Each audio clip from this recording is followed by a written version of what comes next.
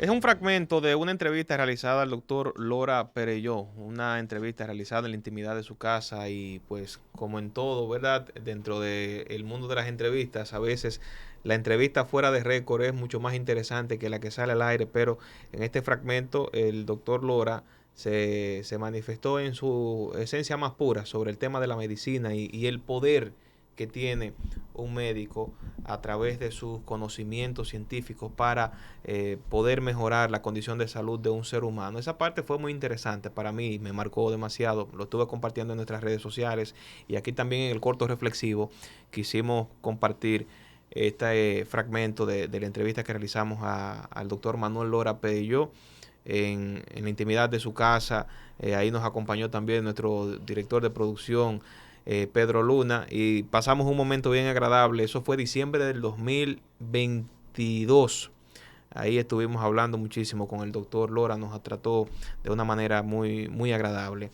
Miren, en esta parte de Sábado al Día es la Conexión X y como dijimos, contamos con la participación de dos importantes abogados, básicamente en el ámbito penal aquí en Santiago. Tienen casos también en otras partes del país. Y bueno, me surgía la pregunta a raíz de esa inquietud de la población en el caso de los asaltos a los bancos recientemente. Wow, con qué prontitud se actúa frente a ciertos casos, mientras que con otros como que no. Entonces, me estructuré la pregunta, ¿hay justicia justa de verdad en nuestro país? Y como yo no sé mucho de eso, invité a dos expertos en el tema.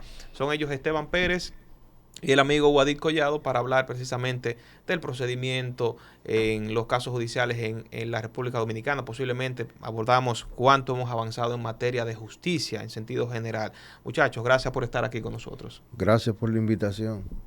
Para mí es un honor que tú me tengas aquí con mi hermano y colega de Barras, Guadí Collado. Tú sabes que cuando yo le digo a Esteban, va a ir otro colega tuyo, no hay problema, dice Esteban, yo estoy acostumbrado a litigar, si hay que pelear, pelear. Conmigo no se da eso, con Esteban no. Yo practico la humildad. La humildad. En el proceso, sí, en todo. Siempre trato de mantener esa armonía con mi entorno. Ya. Sí, sí, sí. Señores, cuando hablamos del derecho penal, nos establecemos hasta un temor en cierto punto, porque se dice que el derecho penal es una rama del derecho que implica estar dispuesto a morirse por la peligrosidad que implica. ¿Ustedes lo ven así? Bueno, mi posición con respecto a eso, fíjate, aquí han sucedido temas de abogados que lo han matado, que han sido objeto de atentados y eso. Y fíjate qué curioso es ese tema, porque los abogados que han sido víctimas de esos hechos no son abogados penalistas, son abogados civilistas. ¿Qué pasa? La gente piensa que el derecho penal es un derecho que hay que temerle. Sin embargo, en el caso de nosotros los penalistas, nosotros peleamos contra el Estado, en la mayoría de casos. Puede que hayan otras víctimas en los procesos, pero cuando tú no te sales de tu rol como profesional, pues no creo que haya que temerle. Ahora, cuando tú defiendes intereses económicos, la gente mata por los intereses económicos, porque cada quien tiene su verdad. Tú me debes, yo te embargo. Simple. O sea, entonces, ¿qué pasa? Muchas veces cuando tú usas de manera desmedida las vías que tú tienes como abogado, y en la otra parte entiende que tú te has excedido, eso conlleva problemas, y máximo cuando son expropiaciones forzosas de los bienes de las personas. Hay que tener mucha cuenta, mucha delicadeza con eso. Okay. Sí. ¿Hasta dónde llega la vinculación en ese caso, Wadid, del defensor con su defendido? ¿Hasta dónde tú dices, bueno, ya yo no paso esta línea? Porque me pone en peligro, lo que sea. Bueno, nosotros debemos circunscribirnos a lo que tiene que ver con lo ético. O sea, no podemos traspasar lo moral en nuestro ejercicio. Nosotros llegamos solamente a defender la presunción de inocencia cuando estamos en una defensa efectiva. Ese es nuestro límite. Irnos exclusivamente, estrictamente a lo que establece la legislación, a los códigos. Y en mi caso también, por una maestría que tengo que se llama Resolución de Conflictos y Mediación, es impartida por psiquiatras y psicólogos, aprendimos de una técnica de esa, de esa maestría que tiene que ver esa técnica que se llama conflictología. Analizamos el conflicto desde otra perspectiva y más en la materia penal, en todas las ramas, y nos da un entendimiento de la carga emocional que recibe la parte, en este caso, en materia penal. De todas las ramas del derecho, la materia que más carga emocional da es la penal a las partes, ambas partes. Entonces tenemos que saber la frontera que tenemos en este tipo de casos. Por eso nosotros entendemos que dicen que hay muchos abogados. Yo digo que hay pocos porque los conflictos son inherentes en la sociedad de todos los ámbitos, todo tipo de conflictos. Y ahí es que entra entonces la justicia. Y no creo que sea para resolverlo, sino que la jurisdicción pone el conflicto, el problema de cualquier ámbito, ya sea penal o civil, en una dimensión que pueda la sociedad absorberlo. Eso es todo, porque al final ambas partes pierden. Entonces, cuando se habla de la expresión el abogado del diablo, porque ustedes asumen un caso, digamos, de un presunto narcotraficante, un presunto homicida, eso no le da, no, ustedes no se dan por aludido con esa expresión. No, para nada. Mira, es una jerga vulgar. Yo no la soporto, realmente. Para uno, por ejemplo, yo que inicié en Derecho Civil por muchos años, casi la mitad de mi carrera lo dediqué al Derecho Civil y en el Derecho Civil eso no se usa. La gente, la ciudadanía, ¿verdad? Siempre le da una connotación cuando tú eres un abogado penalista. Lo primero que te dice, tú trabajas en el palacio. No, porque eso que dice Wadid es interesante también. Uno a veces en la misma indignación de un momento, sí, por el impacto de una noticia o de la narrativa de un hecho, tú no toleras que el abogado está para defender la presunción de inocencia. Y tú dices, pero ¿cómo este tipo agarra y defiende a este otro que lo que ha hecho tal y tal cosa? Te voy a aclarar esa situación. Nosotros somos técnicos, tal y como te lo ha dicho Wadid. O sea, cuando te voy a poner un ejemplo, como estamos llegando a ciudadanos, te lo voy a poner fácil. A un muchacho lo agarran con 2 gramos de cocaína. Lo primero que él te dice a ti es, me la pusieron. Sin embargo, uno tiene que lidiar con un registro de personas y es lo que uno va a discutir en el escenario judicial. Entonces, ¿qué es lo que está pasando? Que el abogado nunca está cuando suceden los hechos. Entonces, por eso nosotros debemos limitarnos única y exclusivamente a lo técnico. Entonces, la gente se pregunta que ¿por qué tú llevas esos casos? ¿Por qué esto? ¿Por qué lo otro? Sin embargo, el tema es, como anteriormente te dije, procesal. Uno tiene que, hay una verdad real y una verdad jurídica. Muchas veces hay casos que suceden y que no se pueden probar. Okay. En el caso de esa etapa procesal, Wadid, se habla mucho de las modalidades de prisión, de medida de coerción que establece nuestro sistema. Sin embargo, pareciera que la tarea, la naturaleza del Ministerio Público como ente acusador es solicitar siempre prisión preventiva. ¿Por qué hemos llegado a creer que eso es así? Es un tema que tiene que ver con lo sociológico y con el objeto del derecho penal. El derecho penal, su objeto es ejemplarizar. Y ya el Ministerio Público entiende que con una prisión preventiva, independientemente de cualquier caso, ya está desde el inicio ejemplarizando. Así lo entiendo yo, que por eso siempre solicitan prisión preventiva. Pero hay muchos casos, la mayoría de los casos, que se puede solicitar otro tipo de medida, porque las medidas de coerción son para garantizar la presencia en el proceso, garantizar la investigación, garantizar la víctima, y entendemos que hay muchos casos que ese pedimento es excesivo. Hay otras medidas alternas, hay 6 medidas, no tiene que ser la prisión preventiva. Así mismo lo establece el articulado 234, que tiene que ver con prisión preventiva del Código Procesal Penal. O sea, es una medida excepcional, pero le han dado la cotidianidad y de siempre solicitarla. Entiendo que el Ministerio Público debe analizar los casos y solicitar otro tipo de medida, aunque también entiendo que la rapidez de la medida de coerción, que asimismo lo establecen las resoluciones, que debe ser breve, la celeridad, incluso para uno hacer una efectiva defensa en esa vista. Una medida de coerción no puede durar más de 15 minutos.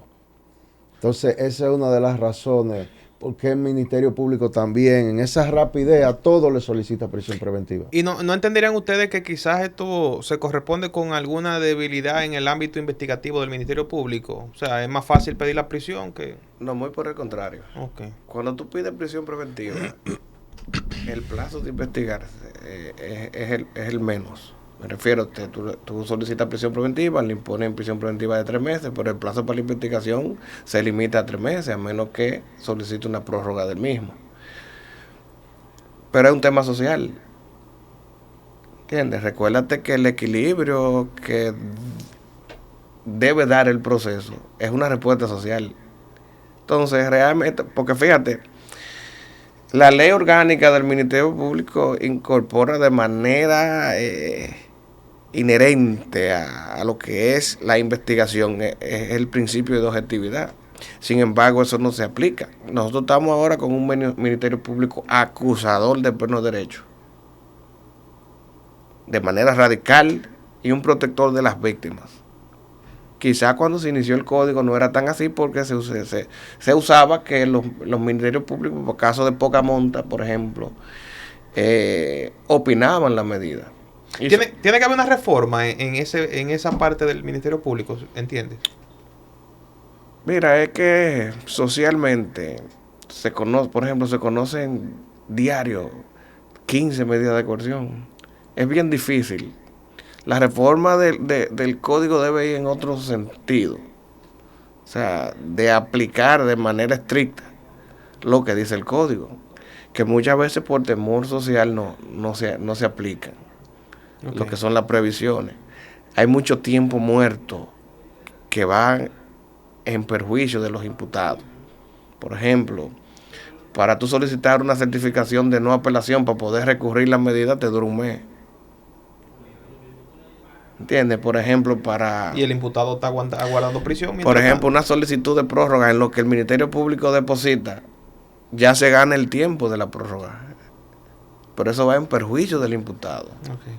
O sea, se dan muchas cosas que sí debemos actualizar. Pero el tema de la cantidad de casos, de ese desarrollo social, que aumenta considerablemente cada día hay más casos, cada día hay más infractores, ¿entiendes? Entonces hay un parámetro, porque el Ministerio Público es de parámetro, ¿entiendes? Y ya lo que hace el Ministerio Público es que solicita prisión preventiva, excepcionalmente la opinan. En el caso del trabajo que hacen conjuntamente el Ministerio Público y Policía Nacional, ¿tienen ustedes alguna evaluación sobre los resultados que arroja ese trabajo conjunto? ¿Entienden que es bueno, no es bueno, les dificulta la cosa a ustedes como abogados?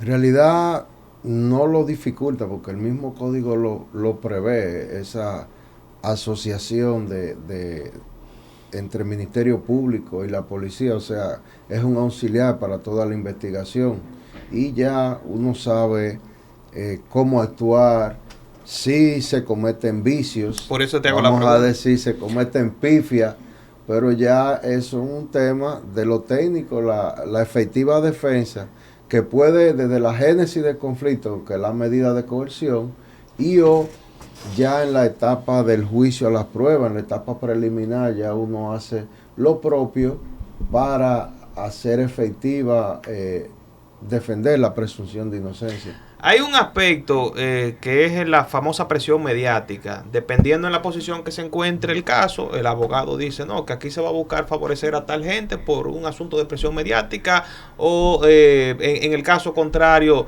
del mismo Ministerio Público, en algunos casos puede también ampararse en este tema de la presión mediática. Y cuando hablamos de la presión mediática, naturalmente hablamos de asuntos audiovisuales. Ahora hay una fuerte presencia, por ejemplo, de los dispositivos digitales, que todo se visualiza, hablando de lo audiovisual. Dentro del proceso civil o el proceso judicial, perdón, el tema de ese componente de prueba, cámaras, de vigilancia, videos captados por un aficionado dentro de un proceso judicial. ¿Qué tanta validez tiene y cómo estamos tratando ese tema actualmente? Pues fíjate, el código lo que establece, ¿verdad?, que las pruebas deben ser obtenidas de manera legal. Establecen ciertas reglas que se deben cumplir, sobre todo cuando tú estás trascendiendo de los límites que puedan afectar el derecho a la intimidad de una persona. Por ejemplo, cuando el video a utilizar es de tu propiedad, bueno, pues tú tienes, a menos que tú lo entregues de manera voluntaria, tú como Ministerio Público tienes que solicitar la autorización de un juez para poder acceder a ese video que no es propiedad, que es propiedad privada. Que eso muchas veces no se cumple. Se violenta ese proceso. No, pero fíjate que no, realmente, porque la mayoría de personas, cuando ven la presencia del Ministerio Público, colaboran. Y siempre lo entregan, lo que sí debe ser amparado. O sea, como le digo yo quiero ver el acta de nacimiento de ese video. ¿Cómo yo veo el acta de nacimiento de ese video? Bueno, de dónde sale, quién lo entregó, de qué cámara es. Entonces eso se hace con una entrega voluntaria, con las definiendo, individualizando de quién es el video, quién lo entrega, o sea, y por ahí se parte lo que es el darle cumplimiento al principio de legalidad. En otras ocasiones también al Ministerio Público se le van muchas cosas y de eso nos beneficiamos nosotros. Los abogados que en algún momento hemos ejercido eso, sabemos que hay que ser meticuloso con eso, para uno poder beneficiarse de cualquier tema procesal. Ok, con el tema de las redes sociales, ¿has visto también un aumento de este tipo de pruebas en los procesos, Wadi? Sí, lo he visto también, pero como corroborando lo que dice mi amigo y hermano Esteban Pérez, hay una situación que el código prevé la forma de la obtención. O sea, puede esa forma de obtención de esa prueba convertirla en ilegal. Porque, vuelvo y les reitero, la etapa de la prueba es ya en la audiencia preliminar. En medida de coerción, lo que hay son indicios. O sea, el quantum probatorio para uno aportarlo a un proceso penal o debatirlo ya en otra etapa de juicio de fondo, deben ser legales, pertinentes, útiles. Esa obtención vía las redes o vía periódicos digitales lleva un requisito. Por eso escuchamos en muchos casos a veces, bueno, el juez desestimó la inclusión de esa prueba digital y la gente se indigna y dice, pero ¿por qué? Si está ahí, bueno, pues quizás el método o el proceso con el que se adquirió no fue legal. Correcto. Por ahí va la cosa, ¿verdad? Correcto, esa es la razón. Deben tener órdenes de un juez. Por eso existe dentro de la defensa lo que se llama proposición de diligencia. Lo establece el código. Ya si yo quiero la obtención de una prueba, le solicito al juez de instrucción, ya lo hacemos por lo regular en caso de la defensa o como querellante, y ya el juez autoriza al Ministerio Público a hacer las diligencias y es la forma idónea o coherente al Código Procesal Penal para que se evalúe ese quantum probatorio con la legalidad. Nosotros hemos hablado en los últimos años muchísimo de la aprobación de un nuevo Código Penal dominicano, incluso exigimos permanentemente a los legisladores que trabajen para que se apruebe finalmente, pero poco se consulta a los expertos que trabajan con esa herramienta. Dentro de las modificaciones que contemplaría un nuevo Código Penal, ¿qué tú entiendes, Esteban, que debe de estar ahí incluido esencialmente? Fíjate, realmente el código de 1805, o sea, es un código totalmente obsoleto. Antes de la República. Fíjate, se ha ido modificando de manera indirecta. Por ejemplo, la ley 2497, la ley 5088, la ley de electricidad, la ley 53-07 que protege los temas tecnológicos, o sea, pero entiendo yo que sí que debe ser actualizado en sentido general, porque por ejemplo, incluir una ley 5088 modificada, por ejemplo, tú caes en la categoría de traficante cuando tú tienes 5 gramos, pero eso debe ser modificado. Eso debe ser modificado, o sea, tiene que ya expandir porque necesariamente debemos actualizarnos al 2024, porque ya tenemos una ley del año 88, que no es el Código Penal, pero viene siendo un fragmento en otro, vamos a decir, en otra ley, ¿verdad? Pero viene siendo parte, ley independiente. sí, porque realmente hay que actualizarlo, definitivamente, el tema del abuso de confianza, el tema de las estafas. Entiendo yo que esos deben ser delitos económicos, a menos que sea una estafa agravada. En otro orden, por ejemplo, el delito electrónico debería estar contemplado ahí. Bueno, ya tenemos una ley, que es la ley 53-07, que es una ley actualizada, pero es una ley, imagínate que ya tiene 15 años, o sea, 15, 16 años.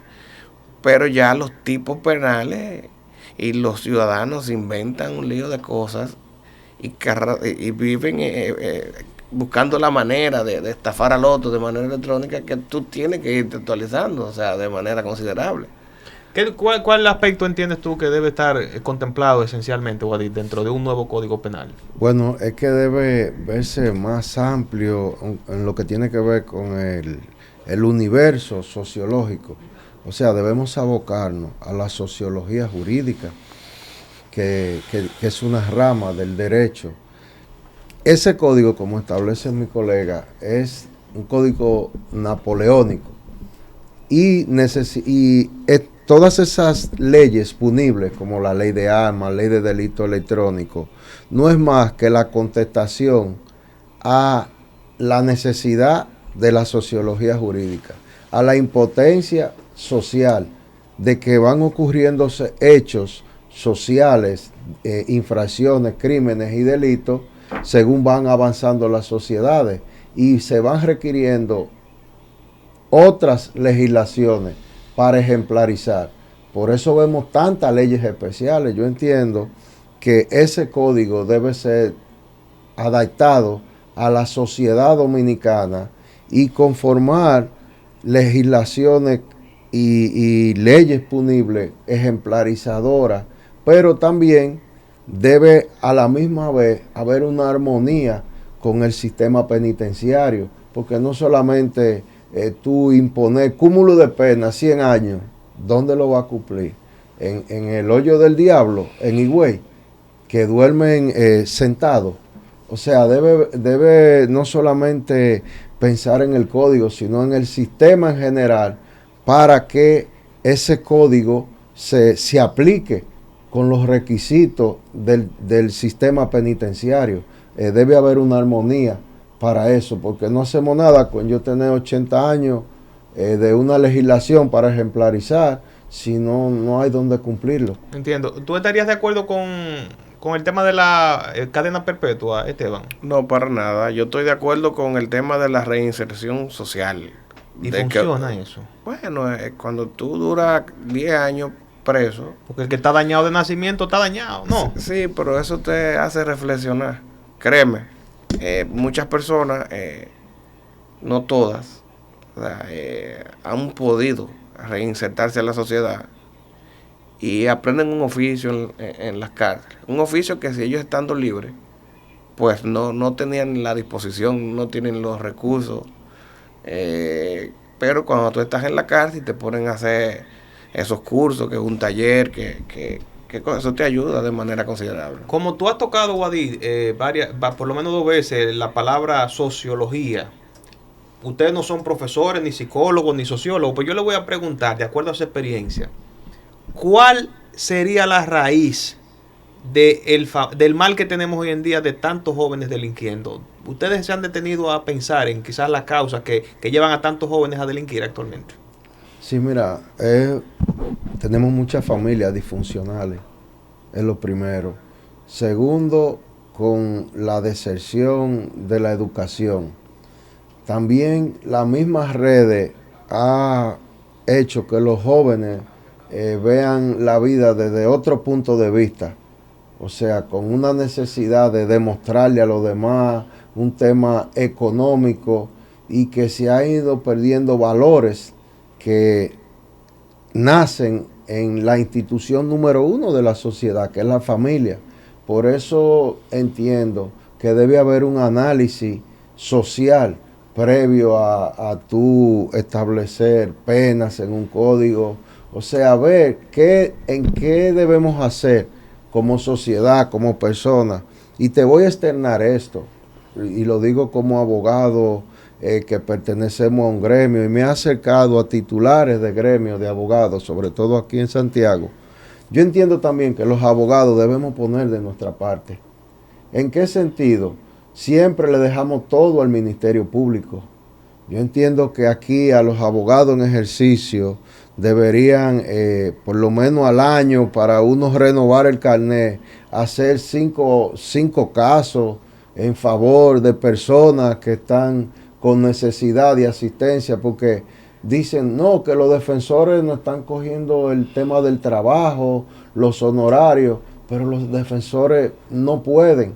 O sea, debemos aunarnos en lo que tiene que ver en el ejercicio y ver cómo podemos colaborar, porque tenemos muchas necesidades sociológicas. Para eso estamos los profesionales. Mira, pero eso me parece interesante, porque es una forma también de aportar dentro de ese renglón de la responsabilidad social que tanto se le exige a las empresas. Sí. Pero esa contribución me parece interesantísima, porque también he escuchado mucho las quejas de los sueldos, por ejemplo, con los defensores públicos y la cantidad de casos que llega. Sí. Un de orden. Y siempre traigo lo que te voy a hacer a colación en muchos temas. Cuando tú le preguntas a tus estudiantes, ¿por qué que tú quieres ser abogado? O sea, el 85% te contesta que para hacer dinero. El 15% aman lo que hacen. Sin embargo, tú ves que el 85% son los primeros que se desencantan, porque pretenden que el solo hecho de tú tener un carnet como abogado te hace ser abogado, y no es así, y se desencantan de la profesión porque al inicio, como tú no sabes nada, tú no ganas dinero, porque en la profesión del derecho el saber es lo que te hace dinero. Ese 15% que ama lo que hace es lo que se desarrollan como buenos profesionales. Pero ¿qué pasa? Hay un tema social que yo lo asimilo a eso, y es que esos son los que desacreditan. ¿Entienden? Porque como nada más andan detrás del dinero, como no tienen una educación primaria efectiva, como ha dicho Guadí, son hogares disfuncionales, no te enseñan que tú tienes que primero aprender. Y sobre la marcha te desarrolla como profesional. Eso trae como consecuencia que socialmente tú tengas tu sociedad llena de personas estudiadas. Claro. Y eso te limita la delincuencia de una manera tal que impide que un profesional, por ejemplo, salga a hacer un atraco. Excepcionalmente pueden hacerlo, pero la ley en cuanto a probabilidad no es así, ¿entiendes? Voy a finalizar con esta pregunta que no tiene que ver propiamente con los tribunales, pero su opinión es importante por el momentum. ¿Voto obligatorio lo favorecen o no? Tratándose de un asunto de derecho y deber del ciudadano. Desde mi punto de vista, entiendo que no, porque el voto debe ser voluntario. O sea, nadie puede estar obligado a hacer algo que sea de tu voluntad. Yo entiendo que no. Ese es mi punto de vista. Quien quiera se levanta a votar, y yo entiendo que eso es un requisito político de los políticos, que se ha perdido lo que dice Esteban, la vocación de servicio, y la ciudadanía está harta de eso. Entonces quieren también ahora decir, bueno, la votación es baja porque la persona hay que obligarla a votar. No, tendremos alta votación cuando vemos un resultado de los políticos, buena propuesta, claro. Y reiterando lo que se ha perdido en la sociedad en general, la vocación de servicio se está perdiendo en la sociedad. Fíjate, yo creo que la democracia no puede surgir de cosas obligadas. Para nada. Yo entiendo que independientemente de la obligación que uno tiene como ciudadano, de uno ejercer el derecho al voto, o sea, tú no puedes obligar a nadie. Inclusive la Constitución, creo que haciendo un test de comparación, tú obligar a una persona a hacer algo está en franca violación a lo que son tus derechos constitucionales. Claro, hay una O contradicción. sea, tú no puedes ejercer ahí la democracia con provisiones obligatorias, porque no sería una democracia, sería una dictadura. Bueno, señores, ya me hicieron seña. Hay que despedir, pero agradezco inmensamente a cada uno de ustedes por esta participación. Como en todo, ¿verdad? Una área tan amplia como el derecho, se quedan muchos temas, pero sé que habrán otros chances, Dios mediante, para seguir hablando de esos aspectos. Gracias por acompañarnos. Muchas gracias a ti por darnos la oportunidad de hacernos llegar aquí, nosotros expresar nuestros sentimientos y pareceres a la ciudadanía. Esta es su casa. Gracias, gracias por la oportunidad. Sí. Gracias a ustedes también por la sintonía y será hasta el próximo sábado entonces. Mientras pasen buen fin de semana, Café y Paz.